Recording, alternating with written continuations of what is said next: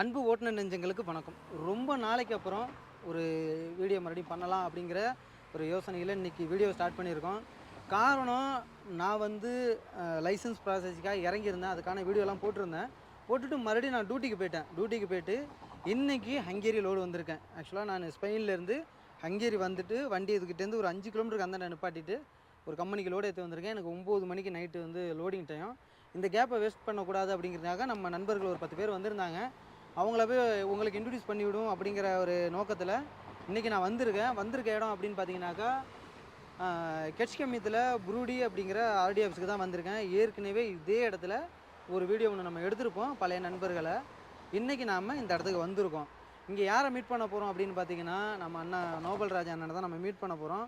நோபல்ராஜ் அண்ணனை பொறுத்த வரையும் நிறையா நண்பர்கள் நம்ம வந்து இன்ட்ரடியூஸ் பண்ணியிருப்போம். எல்லாருமே பார்த்திங்கன்னா ஒரே இடத்துலேருந்து வந்திருப்பாங்க. நிறைய நண்பர்கள் வந்து என் மேலே ஒரு தப்பான கண்ணோட்டத்தில் இருப்பாங்க. இவர் வந்து ஒரே இடத்துக்கு பண்ணுறாரு, இவர் வேறு எங்கேயும் போக மாட்டாரு, இவரோட கண்ணோட்டம் ஒரே இடமா இருக்குது அப்படி சொல்லுவாங்க. அது வந்து புரிஞ்சவங்களுக்கு மட்டும்தான் தெரியும். இந்த அண்ணன் வந்து அந்த இடத்துலேருந்து சுத்தமாக மாறுபட்டு கிட்டத்தட்ட ஒரு 1.5 வருஷம் எங்களுக்குள்ள ஒரு பழக்க வழக்கம். சிங்கப்பூரில் இருக்கும்போது எனக்கு கால் பண்ணி, இவர் ஒரு புதுசாக ஒரு இடத்துக்கு ட்ரை பண்ணி சக்ஸஸ்ஃபுல்லாக இன்றைக்கி இந்த இடத்துல வந்து உட்காந்துருக்காரு.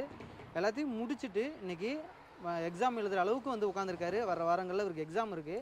எல்லாத்தையும் முடிச்சுட்டு இவர் நல்லபடியாக வண்டி ஏறணும் அப்படின்னு நம்ம ஆண்டவனை வேண்டிக்குவோம்.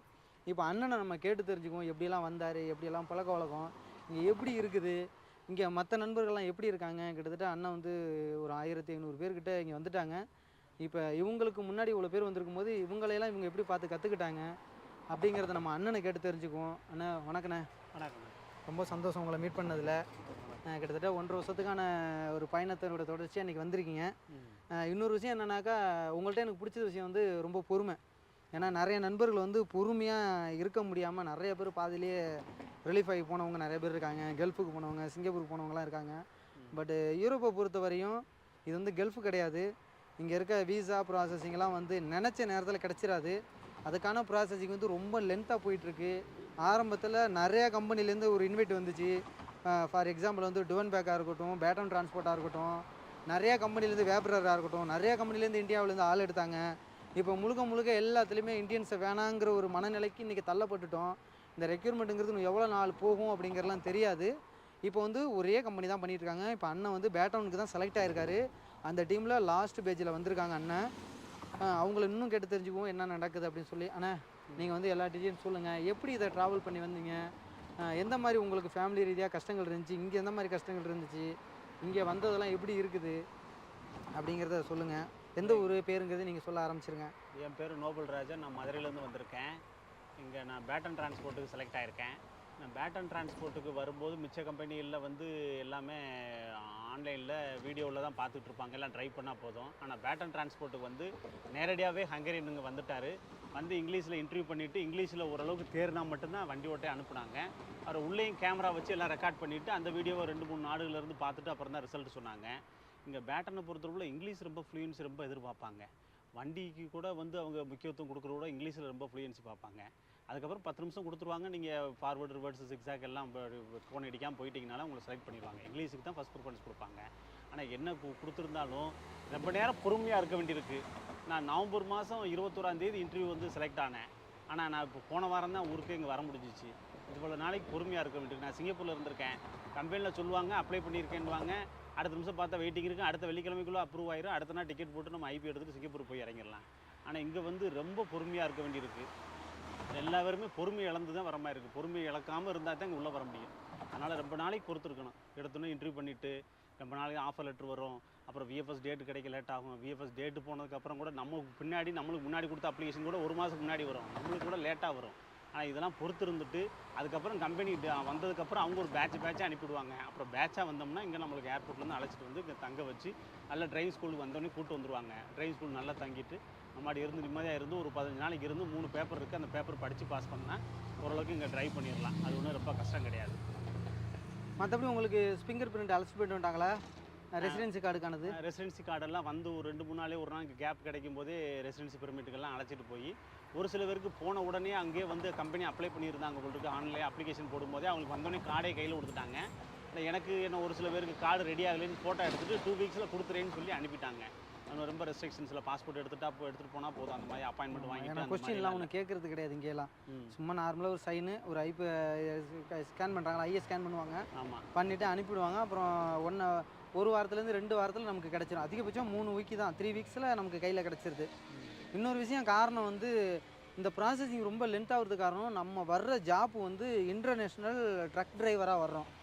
ஒரு நாட்டில் மட்டும் நம்ம ஓட்ட போகிறது கிடையாது. இன்றைக்கி ஹங்கேரியில் வந்திருக்காங்கன்னா இந்த மாதம் இவங்களை இங்கே பார்க்கலாம், அடுத்த மாதம் எந்த நாட்டில் இருப்பாங்கன்னே தெரியாது. இன்னும் பார்த்தீங்கன்னா இப்போ நான் இங்கே நின்றுட்டு இருக்கேன், 9 மணிக்கு நான் போய் இப்போ மெர்சிடிஸ் பென்ஸில் லோடு ஏற்றி நாளைக்கு நைட்டு 10 மணிக்கு இட்டாலியில் நான் லோடு இறக்கணும் அப்படிங்கிற ஒரு மனநிலையில் இருக்கேன்.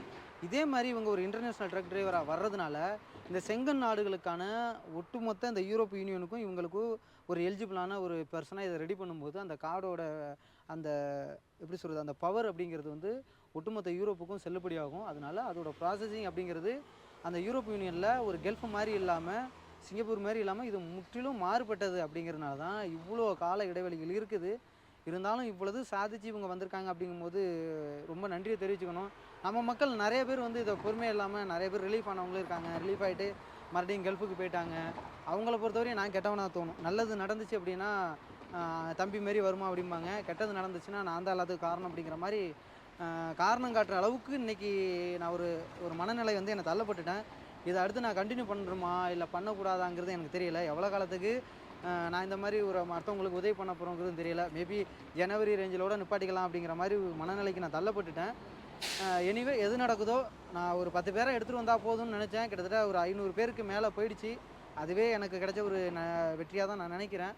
இன்னும் ஒரு பெண்டிங்கில் ஒரு 100 பேர் என்னமோ இருக்காங்க, அவங்களும் வந்துடட்டும். அதுக்கான அடுத்தது என்னதோ பார்க்கலாம். மீண்டும் இது இல்லாட்டினாலும் அடுத்தடுத்து வேறு ரெக்யூர்மெண்ட்டில் வந்து நம்ம கவனம் செலுத்திக்கிட்டு தான் இருக்கோம். லேபர் கேட்டகரிலாம் இப்போ நம்ம அதிகமாக செலுத்துகிறோம். அதுவும் நல்லா தான் இருக்குது. ஏன்னா டிரைவருக்கு மட்டும் பண்ணுறதில்ல, மற்ற கேட்டகரிக்கு நம்ம பண்ணிக்கிட்டு தான் இருக்கோம். பார்க்கலாம் சரிங்களா. அடுத்தடுத்து என்னங்கிறத நம்ம பார்ப்போம். அண்ணனை பார்த்ததுலேயும் ரொம்ப சந்தோஷம். அடுத்து எனக்கு டைம் இல்லை. இன்னும் பார்த்திங்கன்னா நம்ம ஆர்டி ஆஃபீஸில் நின்றுக்கிட்டு இருக்கோம். நின்றுட்டு இருக்கிறதுனால உள்ளே இன்னும் நண்பர்கள் இருக்காங்க. அவங்கள வந்து இப்போ அடுத்து வந்ததுக்கப்புறம் அவங்களையும் மீட் பண்ணிவிட்டு அதுக்கப்புறம் நம்ம போகலாம். இப்போ வந்து கூட உட்காந்துருக்கிறது யாருன்னு பார்த்தீங்கன்னா தெரிஞ்சிருக்கும். நம்ம அண்ணன் தான், ஆனந்த் அண்ணன். ஏற்கனவே நம்ம வீடியோவில் பார்த்துருக்கலாம் ஆனந்த் அண்ணனை. இப்போ என்ன பண்ணிகிட்டு இருக்காருன்னு சொல்லி இதுலேயே நம்ம கேட்டுக்கோம். ஆனந்த் அண்ணன், இப்போ எப்படி போயிட்டுருக்கு? எக்ஸாம் என்ன ஆச்சு? எக்ஸாம்லாம் ஈஸி, ஒன்றும் பிரச்சனை இல்லை. அடித்து பாஸ் பண்ணிட்டீங்க? எல்லாம் பாஸ் பண்ணிட்டேன். எக்ஸாமு பாவு எல்லாம் முடிஞ்சு லைசன்ஸ் அப்ளை பண்ணிட்டேன். சரிண்ணே. எனக்கு வந்து ட்ரைனிங் போயிட்டு ஓ ட்ரைனிங்னா வண்டி ட்ரைனிங்காக கொடுக்குறாங்களா? வண்டி சம்மந்தமாக ட்ரைனிங். வண்டி எப்படி இது நான் ஓட்டுறது வந்து டபுள் கண்டெய்னர். சரிண்ணே. இது செமி ட்ரெயிலர் கிடையாது, ட்ரக் வித் ட்ரெயிலரு. அதனால கொஞ்சம் ட்ரைனிங் கொடுத்து தான் அது கொடுக்குறாங்க. சரிண்ணே. நம்ம ஊரில் ஓட்டின மாதிரி ட்ரெயிலர் சிங்கிள் ட்ரெயிலர் அதுக்கு தான் பயப்படுறாங்க எல்லாருமே. என்ன அது பண்ணுறது ஏது வந்து பண்ணுறது கொஞ்சம் ட்ரைனிங் கொடுத்தா தான் விட லெக்கு இறக்கிறது போகிறது வரலாம் ட்ரைனிங் கொடுத்தாங்க. இன்னைக்கு ட்ரைனிங் தான் போய்ட்டு தான் அண்ணா வந்திருக்காங்கன்னு சொன்னோன்னே சரி முடியாது. நான் எதிர்பார்க்கவே இல்லை. நான் அண்ணன் அவர் ஜபராஜ் அண்ணன் தான் கேமராமேன் இன்னைக்கு. சரி அவர் வர்றாருன்னு சொன்னார். அண்ணன் கூட வந்து எனக்கு தெரியாது. வந்து நிற்கிறாங்க. பரவாயில்ல, எல்லாரையும் மீட் பண்ண ரொம்ப சந்தோஷம். கொஞ்சம் தூரம் நடக்கிற மாதிரி ஆயிடுச்சு. பரவாயில்ல, இருந்தாலும் அதோட பயணம் இத்தனை பேரை மீட் பண்ணிட்டோம். அடுத்து வந்து நம்ம அண்ணனும் ஆசைப்பட்டாப்புல அண்ணனையும் நம்ம இன்ட்ரடியூஸ் பண்ணிக்கோம். அண்ணன் ஜபராஜன் பார்த்துருப்பீங்க, காஷ்மீர் மார்க்கெட்டில் நம்ம புதாபஸ்டில் வச்சு ஒரு வீடியோ எடுத்தோம். அண்ணன் வந்த அன்னைக்கு. அதுக்கப்புறம் இன்றைக்கி அண்ணனும் ட்ரைனிங்கு அப்படி இப்படின்னு சொல்லி போயிட்டுருக்காப்புல. அண்ணா நீங்கள் சொல்லுங்கண்ணா, எந்த மாதிரி போயிட்டுருக்கு? அன்றைக்கி இருந்த மனநிலைக்கு இன்றைக்கி எப்படி சகப்பாயிட்டீங்க? ஆள் ரொம்ப வேறு ஃபிகர் ஆகிட்டீங்க. எப்படி போகுது? உண்மையை சொல்லணும்னா கடவுளுக்கும் அடுத்து உங்களுக்கு தான் நன்றி சொல்லணும். கிட்டத்தட்ட ஒரு வருஷம் காலமாக அவங்கள தொடர்பு கொள்ளும்போது நீங்கள் எப்போ கோயத்தை விட்டு வாரீங்களோ அப்போ வந்து எனக்கு சொல்லுங்கள். நான் வேலையை விட்டு வாங்கன்னு நான் சொல்ல மாட்டேன். நீங்களாம் முடிவெடுத்து வாங்க. வந்தீங்கன்னா ஓப்பனிங் இருக்குது, அதை முடிவு தானே நம்ம மக்கள் எல்லாம் என்ன பண்ணுறாங்கன்னா, நீ வந்து கான்ஃபிடென்ட் கூட நான் விட்டுட்டு வரேன் அப்படிங்கிறாங்க. அந்த மாதிரி கான்ஃபிடென்ட் கொடுக்க முடியாது. காரணம்னா அரசனை நம்பி புருஷனை கைவிடக்கூடாதுன்னு சொல்லுவாங்க. அந்த ஒரு காரணம். ஏன்னா இங்கே ஒரு அண்ணன் நோபல்ராஜ் அண்ணன் இருக்காருன்னா இவர் வந்து ஒரே நாள் எல்லாத்தையும் சாதிச்சு வரல. இவர் கூட அட்டன் பண்ணது கிட்டத்தட்ட 100 பேர் என்னமோ அட்டன் பண்ணதில் ஒரு 20 பேர் தான் செலக்ட் ஆனாங்க. அதே மாதிரி தான் அண்ணனும், ஜபராஜ் அண்ணனாக இருக்கட்டும், ஆனந்த் அண்ணனாக இருக்கட்டும், 100ல் 1 1000ல் 10 அப்படிங்கிற மாதிரி தான் இங்கே செலெக்ஷன் இருக்குது. அதனால் நீங்கள் வேலையை விட்டுட்டுலாம் வந்து அட்டன் பண்ணாதீங்க.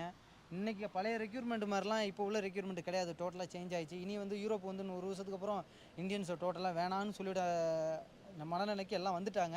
அதெல்லாம் முடிஞ்ச அளவுக்கு காற்றுள்ள போதே தூட்டுவீங்க. நெக்ஸ்ட் இயர் இருக்குமாங்கிறது கட்டாயம் எனக்கு தெரியாது. நானே பார்த்தீங்கன்னா அடுத்து ஜெர்மனிக்கு பிளான் பண்ணிகிட்டு இருக்கேன். அடுத்து ஜனவரிக்கு மேலே ஜெர்மனிக்கு வரப்போகுது. நம்ம ஹங்கேரியை விட்டு அடுத்தடுத்து மனநிலைக்கு போயிட்டுருக்கோம். ரெக்யூர்மெண்ட்லாம் அடுத்து ரொமானியா போகுது, ஜெர்மனி இந்த மாதிரி மாற ஹங்கேரியில் டோட்டலாக க்ளோஸ் ஆக போகுது. கேப் இருக்கும்போது அடுத்தடுத்து வந்துருங்க. அப்புறம் வேறு எந்த மாதிரி என்ன ஃபீல் பண்ணீங்க, எப்படி போகுது? இந்த மாதிரி நீங்கள் வர வேண்டிய முடிவு நீங்கள் தான் எடுத்துக்கணும்னு நீங்கள் சொன்னீங்க. அதன் பிறகு அந்த முடிவை நான் தான் எடுத்தேன். நீங்கள் சொல்லி நான் எடுக்கலை. அதே மாதிரி வந்தேன். நீங்கள் சொன்னீங்க ஜனவரியில் ஓப்பனிங் இருக்குது, நீங்கள் தான் முடிவு எடுத்துருந்தேன். அதே மாதிரி வந்தேன்.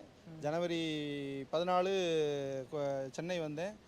21 இன்டர்வியூ அட்டன் பண்ணேன். First interview. அதுக்கப்புறம் ப்ரீ இன்டர்வியூ அட்டன் பண்ணி முடிச்சுட்டு பிப்ரவரியில் வந்து கிளைண்ட் இன்டர்வியூ அட்டன் பண்ணேன். அதில் இங்கிலீஷில் பாஸு, டிரைவிங்கில் ஃபெயிலு. ஏப்ரல் 22 வந்து ரீடெஸ்ட்டு அடித்தோம், பாஸ் ஆனோம். ஜூன் 24 வந்துட்டோம். ஆக்சுவலி மே மாதமே நான் வர வேண்டியது. கம்பெனி ட்ராவல்ஸ் வந்து எனக்கு சொன்னது வந்து நீங்கள் மே மாதம் போகலான்னாங்க. என்னோடய ஃபேமிலி சுச்சுவேஷன் காரணமாக நான் தான் வந்து ஒரு 1 மந்த் லேட்டாக போகிறேன் அப்படின்னு சொல்லி நானாக தான் தாமதமாக வந்தேன். இங்கே வந்து இறங்கணும், நல்லபடியாக வந்து இறங்கணும். இன்னொரு விஷயம் தெரியுங்களா, உங்களுக்கு முன்னாடி அவர் சீனியர், 8 மாதத்துக்கு முன்னாடி செலக்ட் ஆனவர். அவ்வளோ பொறுமையாக வந்து இப்போ தான் வந்திருக்காரு. நீங்கள் அதுக்கு முன்னாடியே 2 மாதம். அதாவது எனக்கு வந்து அதையும் சொல்கிறேன்ல, கடவுளுக்கு ஏன் நன்றி சொன்னேன்னா, சரியாக ஒரு 5 மாதத்துக்குள்ளே ப்ராசஸ் ஆகி எனக்கு தெரிஞ்சு எத்தனை பேர் வந்தாங்கன்னு எனக்கு தெரியாது. ஜனவரி 14 மே 26 வந்துடலாம். நானாக தான் 1 மாதம் லேட்டாக வந்தேன். இந்த 5 மாதத்துக்குள்ளே நான் இங்கே உள்ள வந்துட்டேன். வந்ததுமே இங்கே புரடி டிரைவிங் ஸ்கூலில் இங்கே 15 நாள் 16 நாள் கிளாஸ் அட்டன் பண்ணோம். ஜிகேயும் வந்து ஒரே அட்டம்ப்டில் பாஸ் பண்ணோம். வர்றவங்க வந்து கான்சன்ட்ரேட் பண்ணி உட்காந்து படிக்கணும். ஃபஸ்ட்டு அதுதான் ரொம்ப முக்கியம். நல்லா கான்சன்ட்ரேட் பண்ணி படிங்க. வர்றதுக்கு முன்னாடி லேர்ன் பண்ணுங்கள் காரியங்களை. நல்லா சக்ஸஸ்ஃபுல் ஆகலாம். அடுத்து பாவ் எக்ஸாமுக்காக நாங்கள் வெயிட் பண்ணிகிட்ருக்கோம். அந்த அப்பாயின்மெண்ட்டை வந்துருச்சுன்னா அதையும் முடிச்சிருவோம். 30ஆம் தேதி வந்து டேகோகிராஃபிக்கு டாக்குமெண்ட்லாம் சப்மிட் பண்ணிட்டு வந்துட்டோம். இன்னொரு 1 வாரம் 10 நாளில் டேகோகிராஃபி வந்துடும் எதிர்பார்க்குறோம். பாவ் எக்ஸாம் முடிச்சிட்டா அடுத்து ஃபர்தர் ப்ரொசீடிங் ஒன்றுனா இருக்குன்னு சொல்லியிருக்கிறாங்க. வி வில் வெயிட் டு பாவ் எக்ஸாம். அதுதானே, வேறு ஒன்றும் இல்லைண்ணே. இப்போ சக்ஸஸ்ஃபுல்லாக போயிட்டுருக்குண்ணே. ரொம்ப சந்தோஷம். நம்ம வேறு நாட்டில் தான் மீட் பண்ணுவோம். ஆமாண்ணே, இடையில வந்து ஏதோ ஒரு பார்க்கிங்கில் தான் சந்திக்கணும். ஜெர்மனோ ஏதோ ஒரு நாள் வந்து சந்திக்கணுண்ணே. சரிங்களா? சரிண்ணே. ஓகேண்ணா, ரொம்ப சந்தோஷம். ரொம்ப சந்தோஷம். மற்ற நண்பர்களுக்காக வெயிட்டிங்கு வந்துடட்டும், அவங்களையும் பார்த்துட்டு கிளம்பிடலாம். தேங்க்யூண்ணே. Bye bye. பாய்.